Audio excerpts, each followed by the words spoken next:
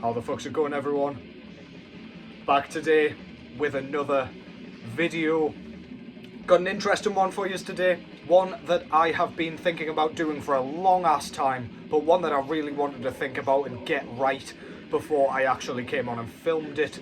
This is going to be my top 10 metal drummers of all time, in my opinion, for my tastes, whatever. So yeah, this is one I've been really excited to get done, so I'm hoping you'll enjoy this. Hopefully it gives you a bit more of an insight into what I like when it comes to drums, being probably the most, my favourite, I should say, component of a band in general. It's the first thing I listen to. It's mainly what I listen to when I am listening to it, and it's a huge part of why I got into this kind of genre in the first place. So yeah, let's get into it, shall we? I've still got a bit of a cold, as you might be able to hear with my voice at the minute. So yeah, if I start coughing and spluttering, I'm not going back. You're just going to have to deal with it and pretend there's phlegm going everywhere. It's a 4D experience over here. So yeah, let's get into it. What's going on in the background, first of all? Immolation's third full-length album, Failures for Gods. I feel like this one is a little bit underrated compared to Here and After and indeed Dawn of Possession. I do think that probably had something to do with the logo change. Just looks a bit more generic, and I don't know, like, if I hadn't heard this and didn't know what it was about, I don't think I'd be rushing to pick it up based on that logo. But yeah, this is very much in the same kind of realm as the first two. Quite a lot of doomy stuff on this one. They really kind of embrace the stop-starty sort of stuff as well that they kind of began on their second record. But yeah, one of the reasons I love Immolation, man. Great stuff. Failures for Gods. Go and check that out. And let's get into it. I've got a couple of honourable mentions first of all, which I will chat about briefly. So the first honourable mention I've gone with is Mike Browning, of course, of Morbid Angel originally, and then Nocturnus, which he is still a part of, I believe. Does drums and vocals for this band. And yeah, Mike Browning's got one of those styles. It's very recognisable. It's very thrash orientated. It's not super like fast. It's not super like technically impressive. It's just got a very specific sound. I don't know if it's how he tunes his drums, but he's got a very like interesting style as well. It just sounds like Nocturnus. Again, it's the stop-starts, where he puts his fills, how it kind of emphasises the music and accents everything. Accents is going to be word of the day here, by the way, so heads up for that. But yeah, Mike Browning, man, really good. Again, played drums in Morbid Angel on their earlier stuff, demos, etc. And yeah, very good drummer. First on the honourable mentions. And second, I've gone with a modern pick here, and a drummer that doesn't really get mentioned all that often. I've gone with Isaac Falk out of Blood Incantation, probably butchering his name there a bit. But yeah, I find this guy really impressive. He's got a bunch of like different styles that go into his own style. He kind of combines a bunch of different things, hardcore being one of them. And when it comes to the drums of hardcore, I really love it. It's so intoxicating. I love kind of 16th note snare kind of patterns and things like that, and he does a lot of that stuff. Again, in some of the fills as well. At the beginning of the Geezer Power Plant on this track, there's a really nice kind of flurry of different kind of components going around the kit, just to kind of kick things off into the main rhythm. And yeah, great drummer.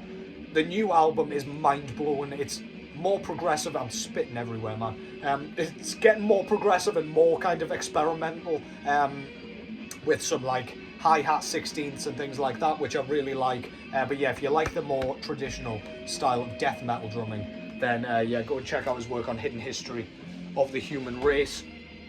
And that brings us to number 10. Fucking hell. Sounds like I've been smoking all the cigarettes. Cheers, by the way, fuckers. I'm actually off for 4 days now. I'm going to see The Substance very shortly. Cannot wait. But yeah, getting off topic. Number 10. I've gone with Donald Tardy out of the mighty Obituary. Brother of John Tardy, the vocalist. This guy has a very unique sound and a very, very recognisable style. When you watch him live, he hits the drums so fucking hard, yet his precision is never kind of wavering because of that. Quite a simplistic drummer, doesn't do anything fancy for absolutely no reason, if that makes sense. But he's got such a like groove and like swagger about his playing that's just instantly recognisable. You could stick Donald Tardy in any death metal band and you would recognise that that's Donald Tardy. Yeah, he's got some really nice D-beat stuff, which I love. I've got to say, drummers that use that a lot really kind of speak to me and my ears. Yeah, just a really, really good drummer. And no nonsense, which I really, really appreciate about a drummer. I don't necessarily like the uber technical stuff, the really like mind-bending complex stuff where time signatures are switching everywhere. That just isn't what I like to listen to. It's not what my ears are telling me that's amazing. Yeah, Donald Tardy really epitomises that, especially when it comes to extreme metal music. So that's Donald Tardy out of the Mighty Obituary. Number 9, I've gone with Max Kolesny, I believe is his name. I don't know if I'm pronouncing that correctly. But of course, out of the Mighty Christian, out of Brazil. Again, not a drummer that's known for his kind of diversity. He doesn't switch things up very often at all. But the speed and intensity that he's able to maintain throughout every single Christian track is nothing short of insane. The endurance on this guy to keep up what he does for that length of time, especially live, is insane. His blasts are so kind of crisp and yet hard hit. He's just got such a unique style. He almost doesn't sound like a human is playing it at all. Just very, very technically, I guess technically impressive in his technique. But his rolls and everything, like dotting between the toms and the snare, so fast, absolutely lightning, yet does not miss a single note. He's actually left-handed as well. There are a couple of left-handed drummers on this list, I believe, starting with Max Kolesny. You'll know what I mean if you've heard any of their music. The guy is inhumanely fast and impressive. Next up, number 8, I've gone with Hellhammer out of Mayhem, Arcturus, however many other projects he's been in. So Hellhammer, judging by his playing, I'm assuming he has a bit of a jazz background. He is very, very, he does not mind switching things up into odd time signatures, yet it still manages to be rooted in that black metal sound. His sort of diversity and knowledge of music really shines through with his playing. Tracks like Freezing Moon would not be the same without the drumming. It really, really just, it stands to show how good a drummer is when the drums make a track. They're not just kind of rhythm makers and rhythm keepers, I should say. They really stand out. Ride work is amazing. The cymbal work, again, is utterly outstanding. Blast beats are crisp, not insanely fast, like as in, they're not gonna like blow you away, like how's he doing this? They're just very no nonsense, but they fit so well. The tuning on his snare is glorious on this particular record. It's just got such a pop, but it's almost got a garage sound that I really love. Again, that'll be like another word that will be coming up a lot here. But yeah, he's got such a unique style. His fills are awesome. It sounds like he's playing in a cave or something on this one. The toms have such a nice reverberation, but it really kind of makes his fills stand out. His footwork's brilliant, again, especially in the fills. Very, very neat and tidy. Yeah, Hellhammer, man. Could rave about that guy all day. Number 7. And here we go, pronunciation time. I've gone with Paul Mazurkovic out of Cannibal Corpse. Probably butchered his name. I was going to say at birth, but no, I'll not do it. Yeah, out of Cannibal Corpse. So, This guy is a very underrated drummer, I feel like, because when he plays live, he looks almost lazy. It looks so effortless that it just doesn't have the kind of impressiveness of some of the guys that are coming up here, or indeed have already been on, Max Kolesny, for example. But again, this guy's understanding of accentuation and how his drum playing can affect the rest of the track is utterly mind-blowing when you kind of focus on it and hone in on it. The track, but Hammer Smash Face, Jesus fuck, my head's full of snot. Hammer Smash Face is a perfect example of how he does this with the kind of crash chokes and things like that, like during the opening, and then the blast beat kind of section, like in between. It's just such clever playing, and I don't think many other drummers would have come up with those parts if you'd kind of asked them to listen to the rest of the music without hearing it, like the drum track first.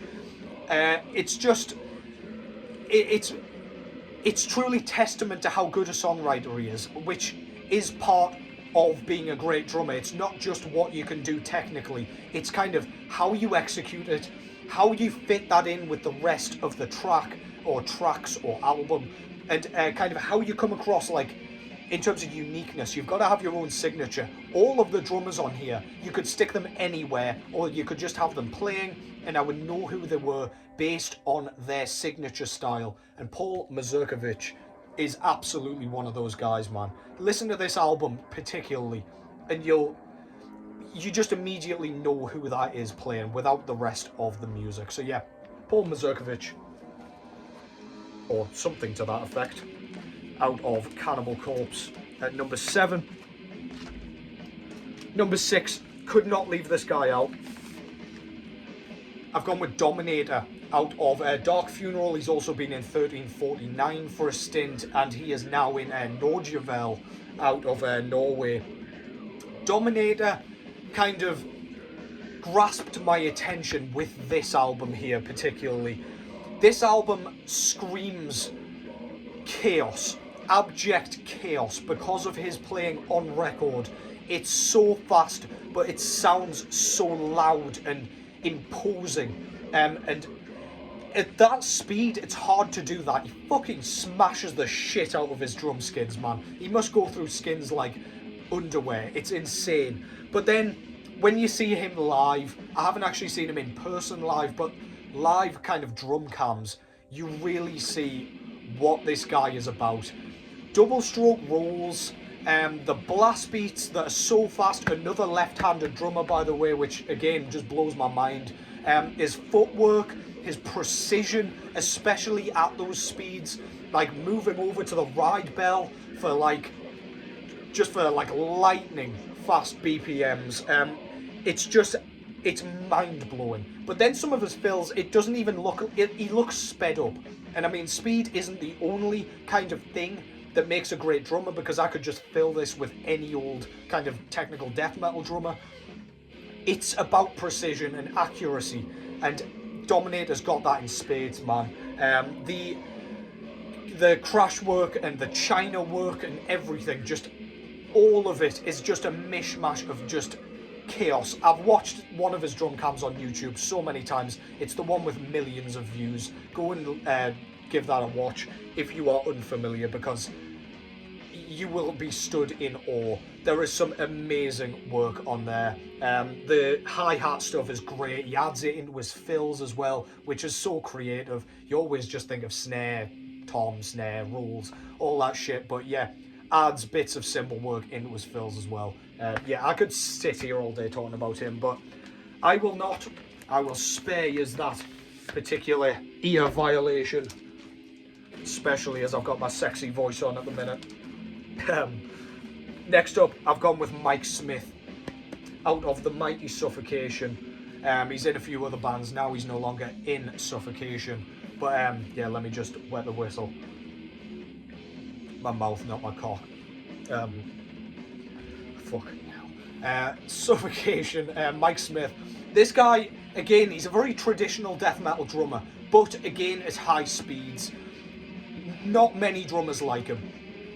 He brought such an intensity to this brutal death metal sound without having to have that like horrid sort of tinny Celebrations tub fucking snare drum sound. There's none of that to distract you. It's just pure unrelenting speed. But just the thing that impresses me most about Mike Smith is, again, his precision. He never skips a note, never misses a note. He's so like finely tuned. It's unbelievable. That might kind of upset some people because I do like imperfections in my drummers, which you will see later on in this list. But as far as like perfect, unblemished drummers go, Mike Smith is one of the very, very, very best. He makes the early records for me just so special. The drum sound on this particular album, Human Waste as well, it's just, again, it's that garage sound, but then it sounds like an octopus is playing it, man. Moving over between the hi-hat and ride cymbal very nicely, often as well, which I love. I love the sound of a ride cymbal, as you already know at this point. But yeah, Mike Smith, man, fantastic stuff. Shot my nose off and cut my throat out. Jesus Christ. Next up, you knew this guy was going to be turning up here. Dark Side of Mgła from Poland. He's also in Hauntologist and Kriegsmaschine, amongst others, I imagine. But yeah, Dark Side is one of my favourite drummers, no doubt. Again, a very, very unique drummer in that he sets up lots of like ride bells, just the bells, like the little like twinkly sounding things, as well as having his ride cymbal, which he does utilise in terms of the bell sound. He uses this as like accentuation. He uses kind of 16th notes kind of in between his snare cracks, often kind of alternating between hands for the snare cracks once they come in, which is absolutely amazing. The technique to kind of go from like sort of triplets to the kind of standard 4/4 stuff is amazing.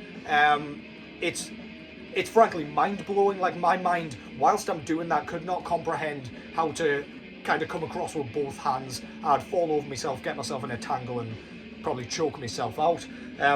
But yeah, he manages to do it to great effect. Exercises in Futility 5 is the best example of that, I would argue. During the kind of faster section with the really dissonant riff, there's some really, really pretty sort of ride stuff going on. Other than that, he's very simplistic. Lots of kind of just 4/4 kind of meandering sections, as you will see in that track as well. Super simple. Doesn't have to do anything fancy. Some nice crash work. He's got some splash cymbals and chinas kind of hiding around there, and you will hear those. But he uses those just for accentuation and never unnecessarily just in your basic rhythms. His footwork's very, very neat and tidy. Quite complex without sounding complex. Just complex if you think about playing it. It's one of those things where, like, patting your head and rubbing your tummy at the same time. Tummy? Belly? Fucking 5 years old over here. Yeah, it's just it's pretty mind-blowing to me. His blast beats are very crisp though. He uses super thick kind of marching sticks. If you watch kind of his drum cams as well, which is like, that would be falling out my hand. I'd be holding it like that, like caveman shit. But yeah, he's super kind of laid back with it. Yeah, Dark Side, man. What can you say about him? The guy's a phenomenon. Oh, fuck me. Embarrassing myself. But that's what I do, right? Next up, number 3. Bill Ward, out of Black Sabbath. Bill Ward is one of my absolute favourite drummers, along with John Bonham, but of course there's no metal in Led Zeppelin's work. Black Sabbath, I had to creep in here because of Bill Ward. That man, again, probably like a marching band background. I wouldn't be surprised if he had a jazz background as well. You can really see that with some of his kind of fill patterns. His kind of handwork, kind of just everything on the top is so impressive. And he's got one of those kind of rock charismas where he looks knackered when he's playing, but he's not knackered. He's just kind of sweating his tits off, having a great fucking time, playing his ass off. And yeah, his footwork though, like, it sounds like he should have double pedal, and anyone nowadays probably would use that. But on here, he's just going ape shit. It's that 1 foot, absolutely incredible. Again, accentuation, so smart. Accentuation in terms of like one louder snare crack than another, do you know what I mean? Like with marching band rules, it's that sort of stuff, which I find super impressive because I know how difficult that is to like play. He's just got such a unique style. Again, Bill Ward, you can put him on, you know exactly who that is playing. His crash cymbal works iconic, not on this album, but the track Paranoid, obviously, you've got the kind of 3 crash sort of sections, kind of breaking up each little bit of verse, which is really cool. But yeah, every single track. But he doesn't need to be playing intense all the time either. He's got these kind of doomy sections, which are, again, just smart. He uses the ride cymbal when he needs to, so that it's just like really hollow and spacious sounding, and then he's got that intensity to ramp it up when the music needs it. Bill Ward, what a fucking drummer that guy truly is. Final 2 now. Number 2. Take another swig before I start rasping everywhere. I've gone with Pete Sandoval out of Terrorizer and more famously Morbid Angel. I think he's in I Am Morbid. I think that's the name of that particular incarnation of Morbid Angel. But yeah, one of the originators, if not the originator, of the blast beat. So this album is an early one, 1989. This is Terrorizer's debut, World Downfall. Super punky, but he uses blast beats. This is obviously like a grindcore album, death grind if you really want to go there. But yeah, again, another guy that looks completely effortless, but because of his influence and because of like just his style, his ability to craft things that hadn't been done before is just mind-boggling. Again, it's one of those drummers where you can tell it's him just by his sound, even though he's not necessarily doing anything particularly different. Oh my god, I'm so sorry, this is going to be gross when I watch it back. You're going to have to deal with it for today. I never found out what it was, but I digress. Yeah, Pete Sandoval. Blast beats, super crisp, footwork amazing, doesn't mind moving between the kind of second pedal and his hi-hat, just for a little bit of extra kind of flair, which I love. Love watching his drum cams. Again, he's a guy where his rolls are super crisp, but he doesn't mind doing those like D-beat sort of things. The track Fear of Napalm on this one, the D-beat sounds so cool at such speed, but the footwork during it is just, that's just exactly what my ears like to hear. There's something about D-beat, but when there's some real creativity going on and real, like, I don't know, real want to do something slightly different with it, that's when I really truly love it. It takes you by surprise. It's really, really like, it just stands the test of time. It's drumming with Morbid Angel, the exact same, man. Pete Sandoval at number 2. And at number 1, I've gone with Mortician's Drum Machine. Actually, no, I'm kidding. I've gone with Lars Ulrich, particularly on Saint Anger. I really, really love that. Sounds really fucking cool. What I've actually gone with is this one. So this is Flo Mounier out of Cryptopsy. Canadian, and Flo Mounier is exactly who I was kind of referring to when I was talking about imperfection and almost sloppiness. This album, particularly Non So Vile, it's got a drum sound that sounds like you are being assaulted. You feel for the entire thing like you are in danger. There is some sort of hideous body horror malformation, like something off The Thing, just relentlessly attacking you with tentacles, goo, and God knows what. That is what Flo's drumming sounds like. It sounds like he's got about 20 different arms doing 20 different things. The blast beats do sound sloppy, but almost purposely sloppy. Apparently they were hammered drunk when they made this album, or so says Lord Worm. And I can kind of hear that, and it's got charm because of it. It's got such a garage sound. There it is again. It just sounds like he is playing in a garage. The drums are tuned where, like, it doesn't sound like there's any tampering with them. The fucking fills on this thing are absolutely insane. Again, super creative, really novel. You won't really hear anything like them. Ride Bell is used a lot on here. The footwork, especially when you watch Flo do it live, it looks quite, I don't know, untidy. But it sounds awesome.